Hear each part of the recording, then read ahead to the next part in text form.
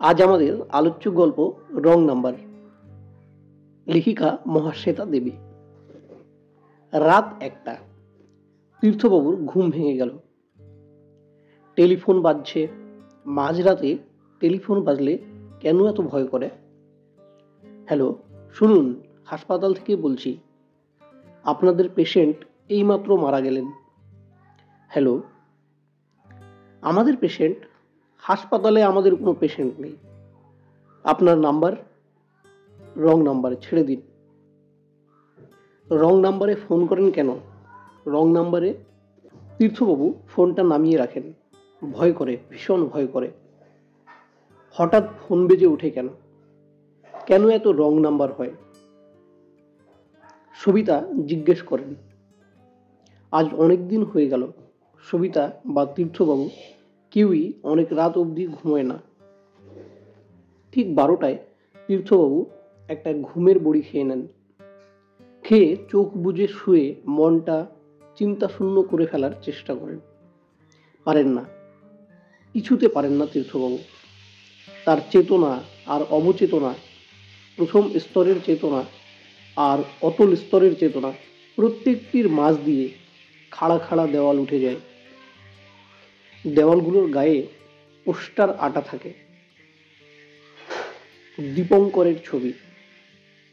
শৈশবের দীপঙ্কর, মাথা নেড়া, নেলাভোলা চেহারা, মেট্রিক পাশ করা দীপঙ্কর। গ্র্যাজুয়েট দীপঙ্কর, লম্বা এক হারা, ভাবুক আর শান্ত চেহারা। দীপঙ্কর তীর্থবাবুর একমাত্র ছেলে। সন্তান সন্তান, মানুষ সন্তান কেন চায়, কেন ভালোবাসে সন্তানকে? তীর্থবাবু রোজ এই প্রশ্নটা নিজেকে করেন। তারপর ঘুম আসে, গাঢ় অথচ অস্বস্তির আতঙ্কে বিপর্যস্ত ঘুম। সবিতা বোধ হয় তখনও ঘুমন না। তাই তিনি জিজ্ঞেস করেন, কার ফোন? Wrong number. কোত্থেকে? হাসপাতাল থেকে। হাসপাতাল থেকে? ওগো, আমাদের ফোন যদি হয়? পাগলামি করো না সবু। দীপু নীরেনের কাছে আছে, তুমি তো জানো। ওখান থেকে নীরেন ওকে দিল্লিতে ভর্তি করে দিতে চেষ্টা করেছে। সব জেনেও পাগলামি করো কেন? নীরেনের কাছে যদি থাকে তবে দীপু চিঠি লেখে না কেন? নীরেন কেন চিঠি লেখে না আমায়? তোমরা কি ভেবেছ আমি কান্নাকাটি করব, ছুটে যাব নীরেনের কাছে? সবু, অস্থির হয়ে না। আমার যে মনে হয় দীপু নীরেনের কাছেই নেই।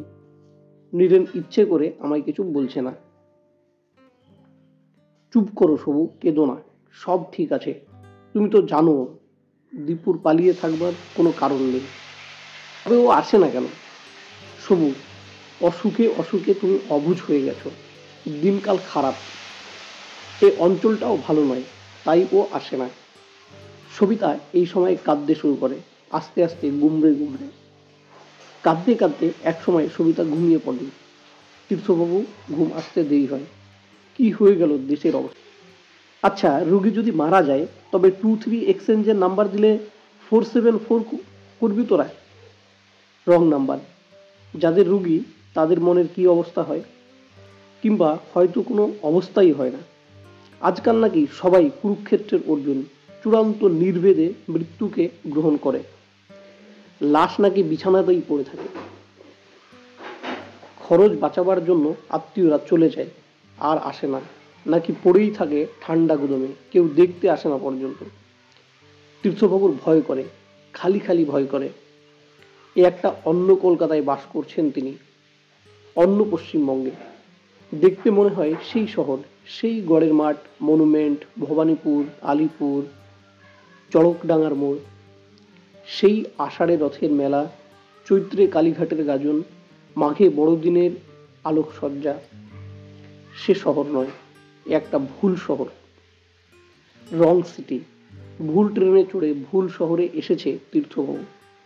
নইলে সবিতাকে বলা সবগুলো স্তোকের কথা ভুলে গিয়ে তীর্থবাবু ভাবেন, নইলে দীপঙ্কর চিঠি লেখে না কেন? কেন নীরেন খবর দেয় না দীপঙ্করে? কেন কেন সন্তান চায় মানুষ? কেন ভালোবাসে আত্মজকে? আত্মজকে মৃত্যুতে মুখাগ্নি করবে বলে? Wrong answer. যতদিন জীবিত আছেন ততদিনই সন্তানকে চান তীর্থবাবু। কাছে থাক, তুই পাশে থাক, আমার জ্বালা যন্ত্রণা নে, ভাগ নে, আমার সঙ্গে এক হয়ে যেতে শেখ। রং হোপ। কোথায় একটা এক্সচেঞ্জ আছে যেন, এই শহরের কোথায় আছে একটা এক্সচেঞ্জ? কে সেখানে বসে তীর্থবাবুকে শুধু বলছে রং নাম্বার, রং সিটি, রং হোপ? কে সে? কোথায় সেই অদৃশ্য অপারেটর? অপারেটরদের দেখা যায় না কেন? ভাবতে ভাবে তীর্থবাবু টুপ করে ঘুমের ভিতর ডুবে যান। এইরকমই চলে দিন থেকে রাত, সোম থেকে রবি, সকাল থেকে সন্ধ্যা। রাতগুলোকে ভয় করে তীর্থবাবুর, কেননা ঘুমের মধ্যে শুধু সারি সারি দেওয়াল দেখতে পান তিনি। দেওয়ালে দীপঙ্করের মুখ আঁকা থাকে। ঘুমের মধ্যেই তীর্থবাবু ভাবতে থাকেন, তবে কি মনোজের কাছে যাবেন? মনোজের বন্ধু, মনের রোগের ডাক্তার। তীর্থবাবুর নিশ্চয়ই অসুখ হয়েছে। তোমার অসুখ হয়েছে তীর্থ, মনোজ রায় দিল। তীর্থবাবুর শুকনো মুখ, কাতর চাহনি, আর বারবার কপাল থেকে ঘাম মোছার চেষ্টা ও লক্ষ্য করেছিল। কি অসুখ? নার্ভের। নার্ভ তো আমার ভালোই মনোজ। তোমার চিন্তাগুলো অলিক অলিক। তুমি কি বলছো তুমি নিজেই শোনো। মনোজ টেপ রেকর্ডার চালিয়ে দিল। মনোজ রোগীদের স্বীকারোক্তির টেপ করে নেয়, তারপর বিচার করে, রায় দেয়। তীর্থবাবু টেপ রেকর্ডার দেখে মনে মনে টাকার অঙ্ক হিসেব করেছিল। এখন হঠাৎ একটা ক্লান্তি নিচু গলা শুনতে পেল। আমার মনে হয় বাড়িটা আমার নয়। কড়া নাড়লে কেউ দরজা খুলবে না, কেননা আমি রং অ্যাড্রেসে এসেছি।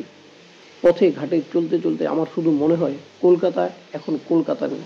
বাইরের বাড়ি, ঘরদোর, গড়ের মাঠ, মনুমেন্ট সব অন্য একটা শহরকে ধরে দিয়ে কলকাতা উধাও হয়ে গেছে। মনে হয় ইটস এ রং সিটি। কোনো প্রয়োজন নেই, তবু এটা যে সেই কলকাতাই তা নিজেকে বিশ্বাস করাবার জন্য সেই দিন কেওড়াতলায় গিয়েছিলাম।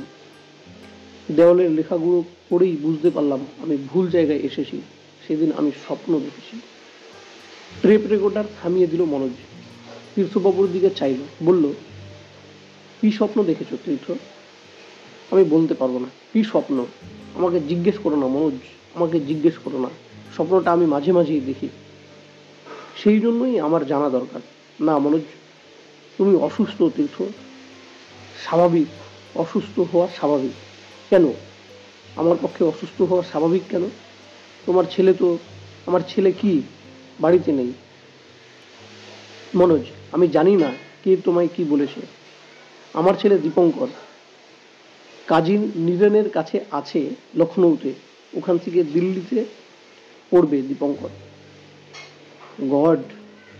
মনোজ যেন যন্ত্রণা আর দুঃখে কথাটা বলল। ভেতর থেকে দীর্ঘশ্বাস উঠে এলো একটা। তীর্থ, ওদের সব সময়ে সবচেয়ে ঠান্ডা মাথার ভালো ছেলেটা এরকম হয়ে গেল। মনোজ খসখস করে ওষুধের নাম লিখল, কাগজ ছিঁড়ে ফেললো, তারপর একটা ওষুধের শিশি দিল তীর্থবাবুকে। বলল, রাতে এটা খেয়েও তীর্থ, ঘুম হবে, দাও। তীর্থবাবু ওষুধের শিশিটা নিলেন, বেরিয়ে এলেন। মনোজ দরজা পর্যন্ত এগিয়ে এলো, তারপর বলল, বসো তোমার কাছে। তারপর বলল, বোস তোমার কাছে আর যাননি তো? না, কেন? আমি ওকে বারণ করেছি। ও এলে আমি ঢুকতে দেবো ভেবেছি বাড়িতে। ও এলে আমি সবিতাকে সব আজে বাজে কথা বলে চলে যাই শুধু। তীর্থবাবু বেরিয়ে এলেন। এখন সন্ধ্যা হয়েছে নাকি সকাল? রাস্তায় কাতারে কাতারে লোক, নাকি জনশূন্য পথ, নির্জন পথ, মেঘাবৃত রজনী, ঝড় ঝঞ্ঝা। জয়সিংহ ছুরিতে শান দিচ্ছে। রবীন্দ্রনাথের বইয়ের ওই বর্ণনাটা তীর্থবাবুর খুব ভালো লাগতো। দীপঙ্করের পাঠ্য ছিল রাজর্ষি। তীর্থবাবু বুঝতে পারলেন তার চোখ দিয়ে জল পড়ছে টপ টপ করে।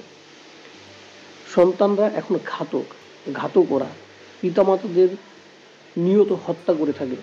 তীর্থবাবু ওষুধের শিশিটা যত্ন করে নিয়ে যেতে লাগলেন, যেন অলিম্পিকের পবিত্র অগ্নিশিখা নিয়ে যাচ্ছে। আজ রাতে শুয়ে শুয়ে তীর্থবাবু সেই স্বপ্নটা আবার দেখলেন। শুয়ে দেখলেন চৌরঙ্গি রোডটার দুপাশে লক্ষ মানুষ দাঁড়িয়ে আছে। তারা সবাই নিশ্চল। পথের দুপাশে বড় বড় সাদা উজ্জ্বল আলো। পথের মাঝখানটা রক্তাক্ত। সেখানে দাঁড়িয়ে একটা প্রৌঢ়া রমণী আলুলায়িত চুলে বুকে হাত চাপড়ে প্রবীর প্রবীর প্রবীর বলে বিলাপ করছে। মেয়েটিকে দেখেই তীর্থবাবু বুঝতে পারলেন ও পুরাণের সেই জনা। দূরে দূরে ভীষণ প্রান্তরে মরুভূমিতে দুরন্ত শ্মশানে হেতাতোর নাহি স্থান দুর্গম কান্তার তুষার মাঝারে পর্বত শিখরে চল চল পাপ রাজ্যে ত্যাজি অতি তোর পুত্রঘাতী আরাতির সখা চল রে শোকাতুরা। রমণীটি আকাশ ফাটিয়ে চেঁচাচ্ছে, এই সময় ড্রপ ফেলে দাও, ঘন্টা বাজাও বলে কারা চেঁচিয়ে উঠল। কি বলল এটা? মাহিষ্মতিপুর নয়, চলো যাও।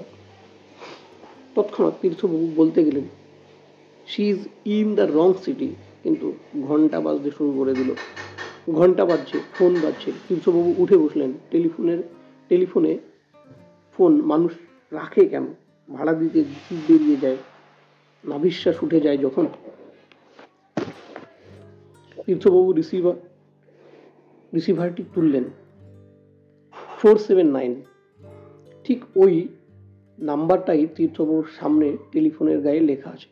তীর্থবাবু বললেন নো, এটা তীর্থঙ্কর ব্যানার্জির বাড়ি নয়। নো। তীর্থবাবু আমি বোস। হ্যাঁ, সেদিন যা বলেছিলাম, দূরে রেল লাইনের পাশে বডিটা। হ্যাঁ, দীপঙ্করের। Died of ইনজিউরিস। আপনি তো এলেন না। Body has been মেটেড। হ্যালো, শুনতে পাচ্ছেন? না, এটা তীর্থঙ্কর ব্যানার্জির বাড়ি নয়। না, এটা 479 নয়। না, রং নাম্বার। তীর্থবাবু ফোন নামিয়ে রাখলেন। কি ভেবে রিসিভারটা নামিয়ে রাখলেন। তারপর বিছানায় ফিরে গেলেন। স্বপ্নটা আবার দেখতে হবে, যেমন করে হোক আরেকবার দেখতে হবে। স্বপ্ন দেখে তবে তীর্থবাবু জানতে পারবেন কেমন করে উন্মাদিনী জনার রং সিটি থেকে পালিয়ে গেল। স্বপ্ন ছাড়া তীর্থবাবুর হাতে আর কিছুই নেই আজ। জেগে জেগে কলকাতার পথ ঘুরলে একটাও বেরোবার পথ দেখতে পান না তীর্থবাবু। এখন তাকে জনার পেছনে পেছনে যেতে হবে। প্রবীরের মৃত্যুর পর প্রবীরের বাপ থেকে সবাই যখন ঘাতকদের নিয়ে বিজয়োৎসব করছিল, একা জনা পালিয়ে গিয়েছিল। তীর্থবাবু ঘুমিয়ে পড়লেন।